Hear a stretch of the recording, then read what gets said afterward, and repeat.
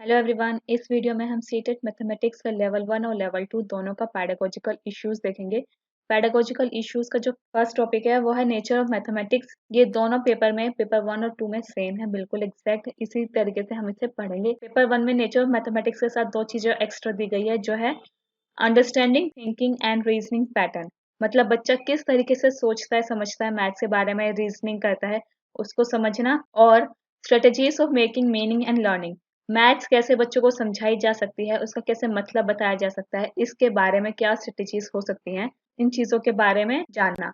इसके बारे में हम इस वीडियो में जानेंगे। सीटेट मैथ से सारी वीडियोस देखने के लिए आप चैनल की प्लेलिस्ट में जा सकते हैं, जहां आपको सीटेट मैथ्स पेडागोजी का प्लेलिस्ट मिलेगा। आप उस प्लेलिस्ट को ओपन करें और सीटेट की सारी वीडियोस देखकर आप सीटेट की प्रिपरेशन कर सकते हैं। मैथ्स का नेचर जानने से पहले हम देख लेते हैं मैथ्स क्या है, मैथमेटिक्स क्या है, इसका क्या मतलब है। Mathematics is derived from Greek word मैथमा।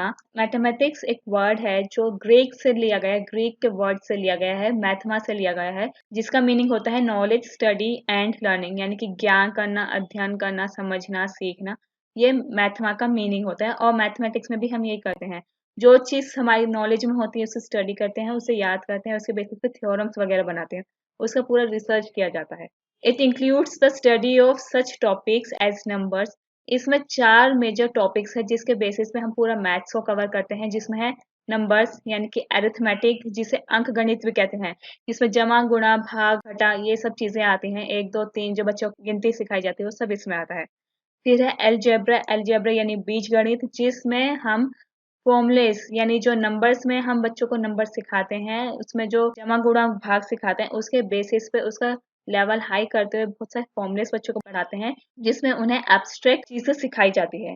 फिर इसके बाद है ज्योमेट्री। ज्योमेट्री में शेप्स एंड स्पेस आते हैं। शेप्स यानी कि जो क्यूब, क्यूबॉइड, सर्कल, स्क्वायर, जो चीजें हम अपने आसपास देखते हैं वो वाली शेप्स, और उसे 3D या फिर 2D स्पेस में कैसे देखा जा सकता है, कैसे उसके क्वेश्चन सॉल्व किए जा सकते हैं, कैसे उसे यूज किया जा सकता है, ये सब हम ज्योमेट्री में देखते हैं। फिर इसके बाद है फोर्थ ट्रिग्नोमेट्री, जिसे त्रिकोणमिति भी कहते हैं। इसको बहुत ही हायर स्टैंडर्ड यानी सीनियर सेकेंडरी स्टैंडर्ड पे पढ़ाया जाता है, जिसमें क्वांटिटीज और उनमें हुए चेंजेस, जैसे कि जो बिल्डिंग्स वगैरह इंजीनियरिंग में जिसे ज्यादा यूज किया जाता है, उन जैसे कंसेप्ट को ट्रिग्नोमेट्री में पढ़ाया जाता है। Arithmetic, algebra, geometry and trigonometry, इन चारों के बेसिस पे मैथमेटिक्स पढ़ाई जाती है, जिसकी स्टार्टिंग होती है अरिथमेटिक यानी नंबर से, और जो लास्ट तक कैलकुलस या एनालिसिस या जिसके अंदर ट्रिग्नोमेट्री आती है उस तक पढ़ाई जाती है। मैथमेटिक्स के बेसिकली 2 टाइप्स होते हैं। एक प्योर मैथमेटिक्स होती है, जिसमें हम एब्स्ट्रैक्ट साइंस के बेसिस पे मैथ्स की प्रिपरेशन करते हैं, मैथ्स पढ़ते हैं। प्योर मैथमेटिक्स जिसमें नंबर, क्वांटिटी, स्पेस, ये सारा एब्स्ट्रैक्ट में पढ़ा जाता है। और उसके बाद है दूसरी तरह की मैथ्स होती है, वो है अप्लाइड मैथमेटिक्स, यानी कि मैथ्स का वो पोर्शन जिसे हम फिजिक्स या इंजीनियरिंग या फिर अपनी डेली लाइफ में कहीं ना कहीं यूज कर सकते हैं। जैसे जब बच्चा किसी दुकान पर जाता है टॉफीज लेने के लिए, वहां पे भी वो जमा, गुणा या भाग, घटा जो भी वो करता है वो भी अप्लाइड मैथमेटिक्स में आती है। अप्लाइड मैथमेटिक्स एलिमेंट्री से शुरू हो जाती है, और ये फिजिक्स, इंजीनियरिंग जो भी हायर स्टडीज होती है वहां पर भी इसे यूज की जा सकती है। बट प्योर मैथमेटिक्स होती है बिल्कुल साइंटिफिक एब्स्ट्रैक्ट कॉन्सेप्ट्स को ध्यान में रखते हुए, जिसमें डिस्कवरी की जाती है, जिसमें मैथ्स के न्यू फॉर्मुलेस बनाए जाते हैं, वो प्योर मैथमेटिक्स में आता है। इसके बाद हम देखेंगे नेचर ऑफ मैथमेटिक्स, यानी मैथमेटिक्स का क्या नेचर है, क्या इसकी प्रकृति है, मैथमेटिक्स कैसी है, इसके क्या फीचर्स हैं वो। जैसे कि सबसे पहला है scientific. Mathematics is scientific in nature. Scientific कैसे, जैसे साइंस में बहुत सारे फॉर्मुलेस होते हैं, थ्योरम्स होती हैं, उसके अपने कुछ लॉजिक्स होते हैं, रूल्स होते हैं। उसी तरीके से मैथ्स में बहुत सारे फॉर्मुलेस होते हैं, थ्योरम्स होते हैं, और साइंटिफिक भी इसलिए होती है क्योंकि इसे प्रूव किया जा सकता है। मैथ्स में जो भी नया फॉर्मूला, नई थ्योरम या फिर नया एक्सियम, जो भी चीज हमें दिखती है, समझ आती है, उसे हम साइंटिफिकली या रूल्स के बेसिस पे या थ्योरम्स बना के, थ्योरीज बना के हम प्रूव कर सकते हैं। ठीक उसी तरह जिस तरीके से साइंस में हम रूल्स के बेसिस पे उसे प्रूव कर सकते हैं। Than logical. लॉजिकल क्योंकि अब मैथ साइंटिफिक है और साइंस भी एक लॉजिक का पार्ट है जिसमें लॉजिक यूज किया जाता है, उसी तरीके से मैथ्स भी एक लॉजिकल पार्ट है। लॉजिक होता है इसमें किसी भी क्वेश्चन को सोल्व करने के लिए, कोई ना कोई मेथड उसमें लगता है, कोई ना कोई आइडिया उसमें लगता है, कोई ना कोई तर्क उसमें लगता है जब हम किसी क्वेश्चन को सोल्व करते हैं। जैसे कि अगर किसी बच्चे के पास 2 टॉफी है, उसने 3 और ऐड कर ली, तो ये लॉजिक है कि इसमें 5 टॉफियां होंगी, 2 जमा 3 5 ही होता है, ये लॉजिक है। और इसे हम प्रूफ भी कर सकते हैं उंगलियों पे काउंट करके या फिर ट्रॉफीज का काउंट करके। फिर है symbolic. Mathematics is symbolic. Other than language, maths is the only subject which has its own symbols. इसके अलावा और कोई सब्जेक्ट नहीं है, ना सोशल साइंस है, ना साइंस है, ना जीके है, ना ईवीएस है, ना फिलोसफी है, ना फिजिक्स है, कुछ नहीं। सिर्फ एक लैंग्वेज के अलावा मैथमेटिक्स एक ऐसा सब्जेक्ट है जिसके अपने सिंबल्स हैं, जैसे प्लस माइनस मल्टीप्लाई। ये सारे सिंबल्स जो आप यहाँ देख पा रहे हैं सारे मैथ्स के सिंबल्स है, जिन्हें बाकी सब्जेक्ट्स में यूज किया जाता है, जैसे साइंस में, फिजिक्स में, इंजीनियरिंग में यूज किया जाता है। तो मैथ्स एक सिंबॉलिक है, यानी इसके अपने सिंबल्स हैं, इसके अपने प्रतीक हैं। देन कैलकुलेटिव, कैलकुलेटिव है क्योंकि अभी जैसे मैंने आपको लॉजिकल का समझाते वक्त एग्जांपल लिया था 2+3 = 5। तो मैथ्स में जितना भी आप मैथ्स को करेंगे वो उसमें आप देखेंगे कि कैलकुलेटिव है, चाहे प्योर मैथमेटिक्स हो चाहे वो अप्लाइड मैथमेटिक्स हो, हर जगह कैलकुलेशन कहीं ना कहीं यूज होगी। छोटे से छोटे क्वेश्चन लेके और बड़े से बड़े क्वेश्चन तक कैलकुलेशन उसमें यूज होगी, तो ये कैलकुलेटिव है। इसमें गणना की जा सकती है, कैलकुलेशन की जा सकती है। न्यूमरल्स, न्यूमरल्स यानी कि नंबर्स। मैथमेटिक्स शुरू ही नंबर से होती है। अभी हमने जब ये देखा था कि 4 मेजर पिलर्स मैथमेटिक्स के कौन से हैं, उसमें अरिथमेटिक आया था। अरिथमेटिक स्टार्ट ही नंबर से होती है। 0 से लेकर लास्ट तक इसका कोई डेफिनेट नंबर नहीं है कि जहाँ पे ये खत्म होती हो। 0 से स्टार्ट होती है, नंबर से स्टार्ट होती है। बच्चों को भी ये नंबर से ही पढ़ाई जाती है। नंबर से ही बच्चों को मैथ्स इंट्रोड्यूस करवाई जाती है। फिर है प्रिसाइज, प्रिसाइज यानी कि सटीक, यानी कि जितनी भी चीजें हम मैथ्स में पढ़ते हैं वो सारी प्रिसाइज होती है, सटीक होती है, लिमिटेड होती है। उसके अपने कुछ फीचर्स होते हैं जो एक्यूरेटली उस चीज के बारे में बताते हैं, जैसे कि शेप्स, शेप्स के कुछ डिफाइंड फीचर्स हैं, क्वालिटीज हैं, फॉर्मूलेज हैं जो शेप के बारे में बताते हैं। ऐसे नंबर्स हैं, नंबर्स भी प्रिसाइज है, जैसे 1 को 1 ही लिखेंगे, कुछ और नहीं बोल सकते, कुछ और नहीं लिख सकते। इसी तरीके से सर्कल है, सर्कल गोल ही रहेगा, अगर उसकी शेप चेंज होगी तो वो उसका नाम भी चेंज होगा, उसके फीचर्स भी चेंज होंगे। इसलिए मैथमेटिक्स में जितने भी चीजें हम पढ़ते हैं वो सारी प्रिसाइज होती है, एक्यूरेट होती है, क्लियर होती है, उसमें सब पता होता है कि ये चीज इसके बारे में बात कर रही है। सिंप्लीफाई द मैटर्स, जैसे इंजीनियरिंग है या फिजिक्स है, इसमें इतनी हाईटेक बातें की जाती है, हाई फाई कॉन्सेप्ट होते हैं, उन सबको मैथमेटिक्स सिंप्लीफाई करता है। उसमें कुछ फॉर्मुलेस लगा के, कैलकुलेशन करके, नंबर्स लगा के उन चीजों को सिंप्लीफाई किया जा सकता है, फॉर्मुलेस यूज किए जा सकते हैं, थ्योरीज यूज की जा सकती हैं। तो जितनी भी चीजें डिफिकल्ट कॉम्प्लेक्स जो हमें मिलती थी आज से 100 200 300 4 साल पहले, जब तक मैथ्स का इजाद नहीं हुआ था, जब मैथ्स का इजाद हुआ ये सारी चीजें सिंप्लीफाई हो गई। फिर है कॉन्क्रीट टू एब्स्ट्रैक्ट। मैथ्स एक ऐसा कंसेप्ट है जो कॉन्क्रीट से शुरू होता है और एब्स्ट्रैक्ट की तरफ लेके जाता है। कॉन्क्रीट से कैसे शुरू होता है, जैसे हम बच्चों को प्लस करना सिखाते हैं, तो हम उन्हें 2 एप्पल दिखाते हैं, फिर 3 एप्पल दिखाते हैं, तो वो चीजें जो हमने उन्हें दिखाई कॉन्क्रीट है, उसको देख के वो एडिशन के क्वेश्चन सोल्व कर सकता है, वो हो गया कॉन्क्रीट। लेकिन ये एब्स्ट्रैक्ट की तरफ जाती है। कॉन्क्रीट धीरे धीरे हम उन्हें वो चीजें हटा के सिंपल पेपर पे लिखना सिखाते हैं, 2+2 कितना होता है, 3+3 कितना होता है, वो होता है एब्स्ट्रैक्ट। एब्स्ट्रैक्ट कैसे हुआ, जब तक हम बच्चों को 3 चीजें दिखा रहे हैं तो वो चीजें तो कॉन्क्रीट है लेकिन 3 एब्स्ट्रैक्ट है। 3 आज तक हमें दिखा नहीं है और ना ही दिखाई दे सकता कि 3 आखिर है क्या। जो चीज हमें दिखती है वो कॉन्क्रीट है, लेकिन जब हम उसे धीरे धीरे उन चीजों को हटा देते हैं तो वो एब्स्ट्रैक्ट की तरफ जाने लगती है। फिर है यूनिवर्सली एप्लीकेबल, जैसे साइंस यूनिवर्सली एप्लीकेबल है, जिसे साइंस के फॉर्मूले थ्योरम्स कहीं भी यूज किए जाए वो वैलिड है। इसी तरीके से मैथ्स के कोई भी फॉर्मूला है, रूल है, लॉजिक है, थ्योरी है, वो कहीं भी अप्लाई किए जाए, दुनिया के किसी भी कोने में अप्लाई किए जाए, वो सारे एप्लीकेबल हैं। 2+2 अगर इंडिया में 4 है तो वो अमेरिका में भी 2+2 ही होगा। अगर ये वाला साइन इंडिया में इक्वल्स टू कहलाता है तो वो अमेरिका में भी इक्वल्स टू ही कहलाया जाएगा, इसका नाम भी नहीं बदलेगा। Used in daily life, mathematics बिल्कुल ईवीएस की तरह या साइंस की तरह या सोशल साइंस की तरह डेली लाइफ में यूज की जा सकती है। अभी मैंने आपको कुछ एग्जांपल दिए जिसमें बताया था किस तरीके से मैथ्स को डेली लाइफ में यूज किया जा सकता है। बच्चों से सिंपल सा जमा का क्वेश्चन करवाने के लिए भी, प्लस का एडिशन का क्वेश्चन करवाने के लिए भी उसे कंक्रीट चीजें दिखाई जाती है, वो कंक्रीट चीजें हमारी डेली लाइफ में दिखती है और फिर उसका यूज किया जाता है बच्चों को समझाने के लिए। इसके अलावा इंजीनियरिंग तो है ही जहाँ पे मैथमेटिक्स का यूज होता है, और जब बच्चा शॉपिंग के लिए जाता है, कुछ चीज खरीदने जाता है, वहां पे भी वो मैथ्स का ही यूज करता है। इसलिए maths use in daily life है, मतलब इसका डेली लाइफ में यूज किया जा सकता है। ये बहुत छोटे छोटे एग्जाम्पल्स है जो मैंने दिए। इसके अलावा कोई भी स्पोर्ट्स है, गेम्स है, या फिर जितनी भी चीजें बनाई जाती हैं उन सब में कहीं ना कहीं मैथ्स का यूज किया जाता है। इसके बाद हम देखेंगे कि चिल्ड्रंस की थिंकिंग को अंडरस्टैंड किया जा सकता है, क्योंकि जब बच्चा पैदा होता है वो अपने एनवायरनमेंट से लिंक करता है, तो वो एनवायरनमेंट के बारे में धीरे धीरे समझने लगता है, लेकिन मैथ्स से वो इतनी जल्दी इंटरेक्ट नहीं कर पाता है। मैथ्स का इंटरेक्शन कैसे किया जा सकता है बच्चों के साथ, कैसा बच्चा मैथ्स के बारे में समझे, उसको किस तरीके से समझाया जाए, क्या उसका लेवल होता है, इन सब के बारे में हम जानेंगे। और इन सब के बारे में जो सबसे पहले आइडिया दिया था, थिंकिंग दी थी, वो थे जीन पियाजे, जो स्विस के साइकोलॉजिस्ट थे। इन्होंने सबसे पहले बताया था कि बच्चा किस तरीके से सोचता है, समझता है। मैथ्स से, स्पेशली हम मैथ्स की बात करेंगे कि वो किस तरीके से मैथ्स के साथ कनेक्ट होता है, इंटरेक्ट होता है, मैथ्स के साथ उसका लिंक बनता है। तो जीन पियाजे ने जो चिल्ड्रंस थिंकिंग के लिए कहा था कि चिल्ड्रन की थिंकिंग यानी बच्चों की जो थिंकिंग है, उसमें दो प्रोसेस इन्वॉल्व होते हैं। सबसे पहला है परसेप्शन और दूसरा है रिप्रेजेंटेशन। परसेप्शन मतलब जो बच्चा कोई चीज देखता है, सीखता है, सुनता है, ये समझता है, तो उसका परसेप्शन बनता है। जैसे बच्चे को एक टॉय दिखाया गया, तो उस टॉय के लिए जो उसके दिमाग में परसेप्शन बनेगा, एक आइडिया जनरेट होगा, वो परसेप्शन है। लेकिन जब वो उस परसेप्शन को रिप्रेजेंट करने लगेगा, अपने माइंड में एक इमेज बनाने लगेगा, वो रिप्रेजेंटेशन है। इसी तरीके से ये दोनों प्रोसेस मैथ्स में किस तरीके से इंक्लूड होते हैं, वो हम देखते हैं। The base of thinking is perception, and perception comes from observing, experiencing and interacting with objects in the environment। सोचने का बेस होता है, किसी का भी ले लीजिए, किसी बच्चे का हो, किसी बड़े का हो, किसी का भी हो, वो कहाँ से शुरू होता है? वो परसेप्शन से शुरू होता है, एक धारणा से शुरू होता है।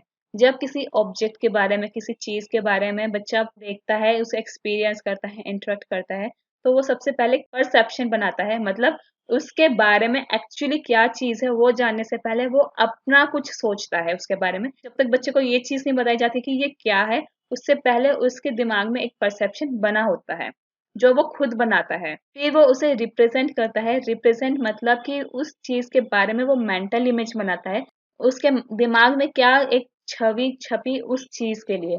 जैसे कि एक ब्लॉक बच्चे को दिखाया गया, तो उसको पता चला ये खेलने की चीज है, वो उसका परसेप्शन है।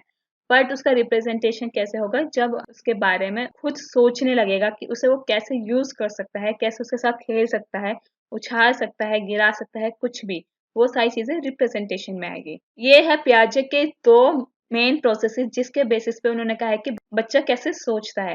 पहले वो परसीव करता है चीज को, पहले वो अपने मन में उस चीज के बारे में धारणा बनाता है। जब उसके बारे में पता चलता है, तो वो एक मेंटल इमेज बनाता है, उसे रिप्रेजेंट करता है अपने ही माइंड में, अपने आप। वो होता है रिप्रेजेंटेशन। तो इसे दो प्रोसेसेस है जो पियाजे ने बताए हैं, पहले परसेप्शन, फिर है रिप्रेजेंटेशन। अभी हम देखते हैं पियाजा के अकॉर्डिंग 4 स्टेजेस होते हैं जिसमें बच्चा मैथ्स सीखता है। हम सिर्फ मैथ्स की बात करेंगे, इसका बहुत बड़ा एक अपना टॉपिक है, हम पूरा डिटेल में नहीं जाएंगे। हम सिर्फ मैथ्स के पर्सपेक्टिव से इसके बारे में समझेंगे। तो पियाजे ने जो 4 स्टेजेस बताई हैं, वो है सेंसरी मोटर स्टेज, जब बच्चा अपने सेंसेस को यूज करके चीज एक्सपीरियंस करने लगता है। यहाँ पे वो परसेप्शन करता है, यहाँ पे वो दूसरों की बातें इतनी जल्दी नहीं समझता जितना वो अपने आप उस चीज के लिए, कोई भी ऑब्जेक्ट है उसके लिए, अपने मन में एक परसेप्शन और रिप्रेजेंटेशन बना लेता है। फिर है प्री ऑपरेशनल स्टेज। ये एक स्टेज है जहां से बच्चे का इंटरेक्शन शुरू होता है मैथ्स के साथ। फिर है कंक्रीट ऑपरेशनल स्टेज और फॉर्मल ऑपरेशनल स्टेज। ये वो स्टेजेस हैं जहां मैथ्स का लेवल उसके लिए बढ़ता है और मैथ्स की तरफ उसका इंटरेस्ट है, यानी इस एज में आके उसके बारे में उसे पता चलता है। अभी हम इनके बारे में एक एक करके देखेंगे। सबसे पहले sensory motor stage from birth to 2 years होती है, यानी कि जब बच्चा पैदा होता है और 2 साल तक लेकर सेंसरी मोटर स्टेज है। यहाँ पे मैथ्स का इंट्रोडक्शन उसके साथ नहीं होता है। यहाँ पे बस उसे इतना पता चल जाता है कि जो चीज वो देख रहा है वो एक है या दो है, बहुत सारी चीज है, इस तरीके से उसे पता चलता है। लेकिन मैथ्स फॉर्मली क्या है उसे नहीं पता चलता, ना उसका इंटरेक्शन होता है मैथ्स के साथ। इसके बाद आती है pre operational stage. Pre operational stage जो 2 से लेके 7 साल तक के बच्चों के लिए होती है। यहाँ पर उसका मैथ्स के साथ इंटरेक्शन बनना शुरू होता है। यहाँ पे मैथ्स के सिंबल्स समझना शुरू करता है। यहाँ पे उसका रिप्रेजेंटेशन शुरू होता है कि जो वो चीज देख रहा है उसे वो कैसे सिंबलाइज कर रहा है, कैसे रिप्रेजेंट कर रहा है, कैसे उसके बारे में समझ बना रहा है। तो यहाँ पे उन्होंने दो चीजें बताई है जो इस स्टेज में नहीं होती, बट वो मैथ्स के बारे में समझना शुरू कर लेता है। पियाजे के अकॉर्डिंग यहाँ पे रिवर्सल ऑपरेशन और कंजर्वेशन नहीं होता। अभी हम रिवर्सिबल ऑपरेशन के बारे में समझते हैं, वो क्या होता है।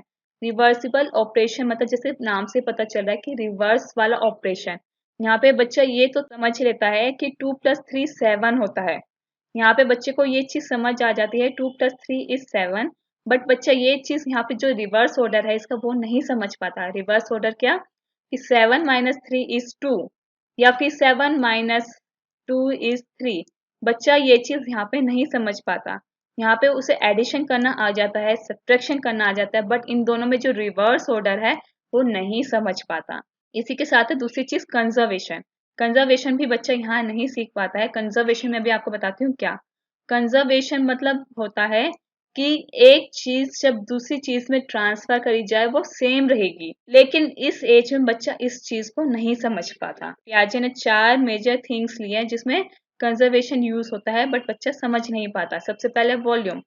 अगर 2 बर्तन में बराबर पानी है, एक बर्तन में तो हमने पानी एज इट इज रहने दिया, बट दूसरे का हमने उसे बड़े बर्तन में ट्रांसफर कर दिया। क्वांटिटी सेम है पानी की, यानी कि वो चीज जो एक बर्तन में थी वो दूसरी बर्तन में जाकर सेम क्वांटिटी की है, लेकिन बच्चे को लगता है कि दूसरे बर्तन में जाके वो चीज ज्यादा हो गई है, क्योंकि इन दोनों का लेवल अलग हो जाता है।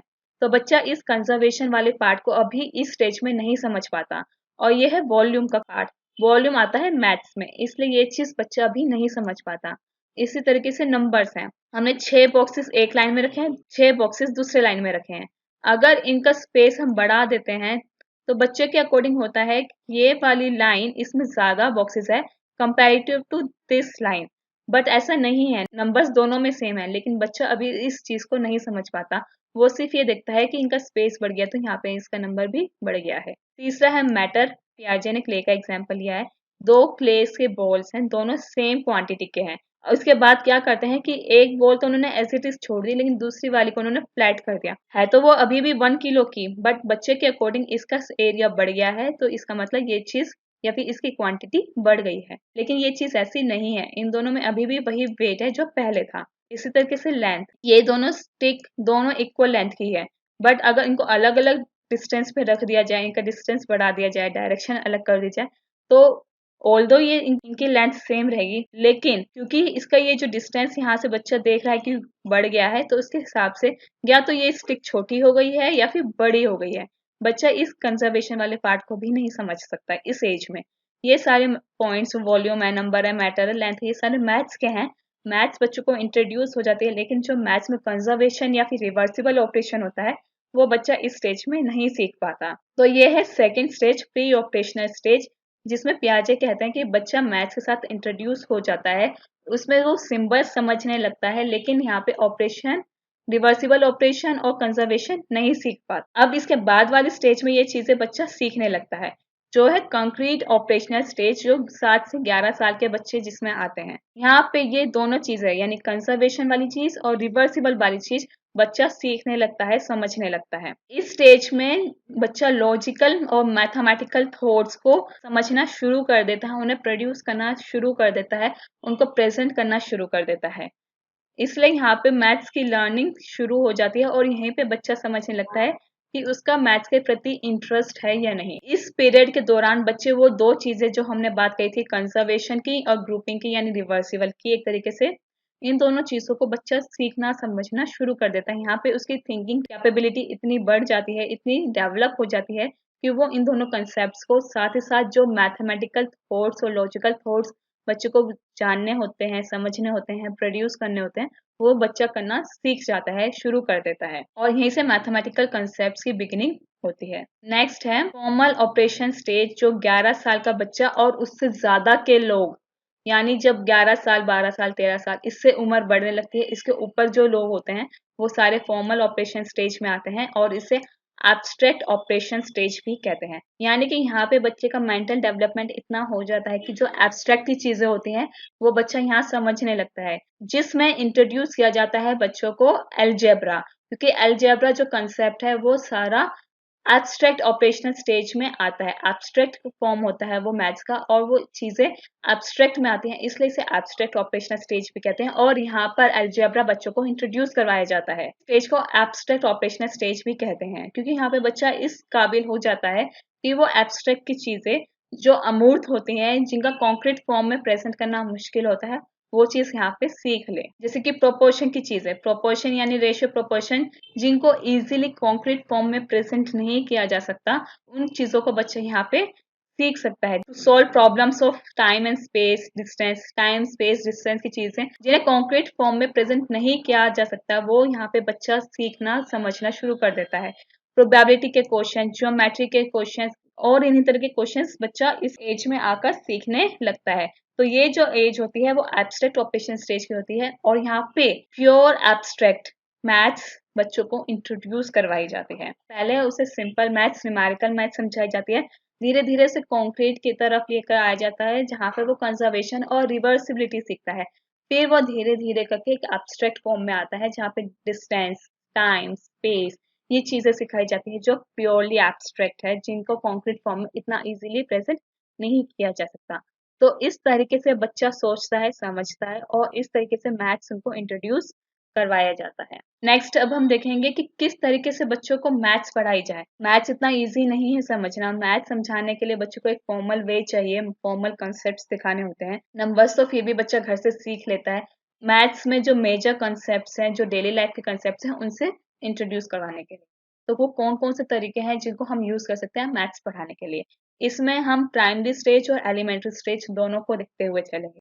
मैथमेटिक्स को बच्चों की डेली लाइफ, एवरीडे लाइफ से लिंक करना, उसे जोड़ना, क्योंकि अभी हमने देखा कि किस तरीके से हम कंक्रीट एग्जांपल्स बच्चों के डेली लाइफ से ले सकते हैं। तो बच्चों के लिए मैथ्स जितना हम उनकी डेली लाइफ से लिंक करेंगे उनके लिए उतना ही इजी हो जाएगा मैथ्स को समझना। मैथमेटिक्स में एक बहुत एसेंशियल पार्ट होता है एरर्स का, कि बच्चा जब भी मैथ्स में काम करना शुरू करता है, चाहे वो नंबर लिखने से शुरू करे या फिर उसमें प्लस माइनस करे, उसमें एरर्स करता ही करता है, क्योंकि जब तक वो बच्चा उसमें गलतियां नहीं करेगा वो सीखेगा नहीं, समझेगा नहीं। तो उस गलती को एक्सेप्ट करो, क्योंकि अगर हम उनकी गलतियों को एक्सेप्ट करेंगे तभी बच्चा बिना डरे, बिना घबराए, बच्चा मैथ्स में इन्वॉल्व होने के लिए रेडी रहेगा और मैथ्स में एक्सपेरिमेंट करेगा। मैथ्स एक कम्प्लीटली प्रैक्टिकल सब्जेक्ट है जिसको करने के लिए गलतियां करना जरूरी है, क्योंकि गलतियां की जाएगी तभी उसमें सीखा जाएगा। ये दो मेजर पॉइंट्स हैं जो प्राइमरी लेवल से स्टार्ट किए जाते हैं।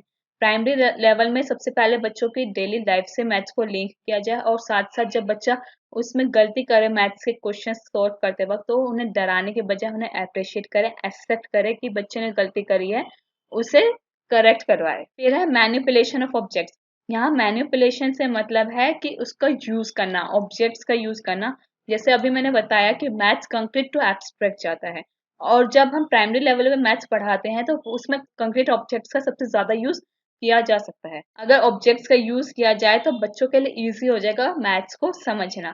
तो इसलिए यहाँ पे मैनिपुलेशन ऑफ ऑब्जेक्ट्स लिखा है, यानी कि ऑब्जेक्ट्स का यूज करना। जितना ज्यादा कंक्रीट ऑब्जेक्ट्स का यूज किया जाएगा, मैथमेटिकल स्किल्स उतनी ही ज्यादा, स्पेशली अर्ली स्टेज पे डेवलप होगी, बच्चा उसे एक्वायर करेगा और मैथ्स की तरफ इंटरेस्ट बढ़ाएगा। नेक्स्ट है placing task in meaningful context. मतलब कि जो चीजें बच्चों को करवाई जाए, जो टास्क उन्हें मैथ्स में दिए जाए, वो एक मीनिंगफुल फॉर्म में हो। ये नहीं कि डायरेक्टली उनसे कह दिया जाए 2+2 कितना होता है, 4+4 कितना होता है। इससे नहीं हो पाएगा, बच्चा बल्कि डर जाएगा, क्योंकि बच्चों को मैथ्स इंट्रोड्यूस करवाना बहुत मुश्किल टास्क है। बच्चों को मैथ्स की तरफ इंटरेस्ट बनाना बहुत मुश्किल टास्क है। ऐसी सिचुएशन में अगर हम उनको रियल प्रॉब्लम से इंट्रोड्यूस करवाएं, रियल प्रॉब्लम से स्टार्ट करवाएं, रियल प्रॉब्लम्स लेते हुए उन्हें मैथ्स पढ़ाएं और उसे मीनिंगफुल कॉन्टेक्स्ट में रखें, मतलब जो उनकी डेली लाइफ के कॉन्टेक्स्ट हैं, एग्जाम्पल्स हैं, उनसे लेकर चलें, तो बच्चों के लिए मैथ्स समझना इजी होगा और उनको एब्स्ट्रैक्ट रिप्रेजेंट करवाना भी इजी होगा। जब बच्चा कंक्रीट को समझ जाएगा तो वो एब्स्ट्रैक्ट की तरफ धीरे धीरे अपने आप बढ़ने लगेगा, अपने आप उसका उसका मेंटल डेवलपमेंट बढ़ने लगेगा, इंक्रीज होने लगेगा और वो कंक्रीट को एब्स्ट्रैक्ट फॉर्म देने लगेगा अपने आप ही। इसलिए उनकी रियल लाइफ प्रॉब्लम से या रियल प्रॉब्लम्स देकर उनको क्वेश्चंस करवाएं, मैथ्स करवाएं, मैथ्स से इंट्रोड्यूस करवाएं।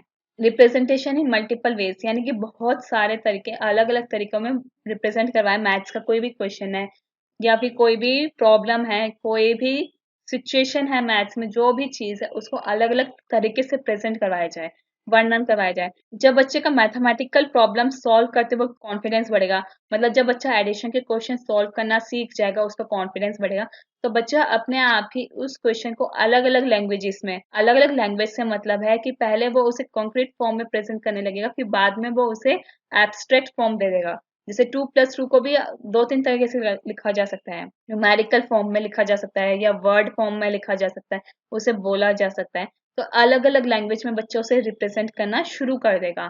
इसमें सबसे जरूरी आता है कि बच्चों को जब भी प्रॉब्लम सॉल्व करवाई जाए तो उनका कॉन्फिडेंस डेवलप करने में उनको हेल्प की जाए। जब उनका कॉन्फिडेंस डेवलप होगा, मेंटल लेवल अपने आप बढ़ेगा, वो अपने आप उस चीज में इंटरेस्ट लेंगे और अलग अलग लैंग्वेज में उसे रिप्रेजेंट कर पाएंगे। डेवलपिंग अल्टरनेटिव स्ट्रेटेजीज, यानी कि बहुत सारी स्ट्रेटेजीज को यूज करते हुए क्वेश्चन सॉल्व करवाना। इसका मतलब जब बच्चा स्पेशली एट एलिमेंट्री लेवल, जब उनको कोई प्रॉब्लम दी जाती है, जैसे वर्ड प्रॉब्लम है, कोई सिचुएशन है, कोई रियल लाइफ क्वेश्चन है, जब उनको दिया जाता है तो वो टेक्स्ट बुक में दिए गए सॉल्यूशन के अलावा और सॉल्यूशंस यूज कर पाए, उसमें और स्ट्रेटजीज यूज कर पाए और मेथड्स उसको क्वेश्चन को सॉल्व करने के लिए यूज कर पाए, कैलकुलेट करने के लिए यूज कर पाए, तो वो होता है अल्टरनेटिव स्ट्रेटेजीज। और बच्चों को हमें इस काबिल बनाना है और उनको ये अपॉर्चुनिटी देनी है कि जो टेक्स्ट बुक में दिया गया है सिर्फ उस तक वो सीमित ना रहे, उस क्वेश्चन को सोल्व करने के लिए वो अलग अलग अपने आप स्ट्रेटेजीज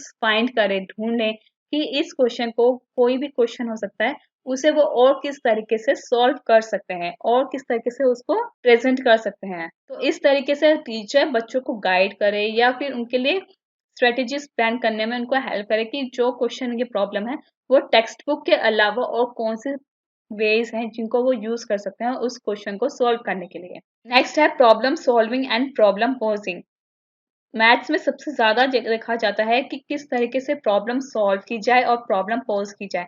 प्रॉब्लम सॉल्व करना तो हर मैथमेटिकल टीचर करवाती है, मैथमेटिक्स के बच्चे करते हैं, लेकिन प्रॉब्लम पोज करना एक डिफरेंट टास्क है। प्रॉब्लम सॉल्व करना तो हो गया कि बच्चों को इनकरेज करे कि जो भी क्वेश्चन है या डेली लाइफ से रिलेटेड कोई प्रॉब्लम आती है, किसी शॉप पे वो गए, वहां पे उनको मैथमेटिकल का कोई प्रॉब्लम दिखा, जैसे क्या चीज खरीदनी है, कितने की खरीदनी है, इस तरीके से वो प्रॉब्लम सॉल्व कर लेते हैं, इंडिपेंडेंटली कर लेते हैं या फिर ग्रुप में कर लेते हैं या किसी हेल्प से कर लेते हैं। मेजर बात आती है प्रॉब्लम पोजिंग की। प्रॉब्लम पोजिंग यानी कि posing relevant problems indicates the level of understanding of concepts, processes and procedures of mathematics.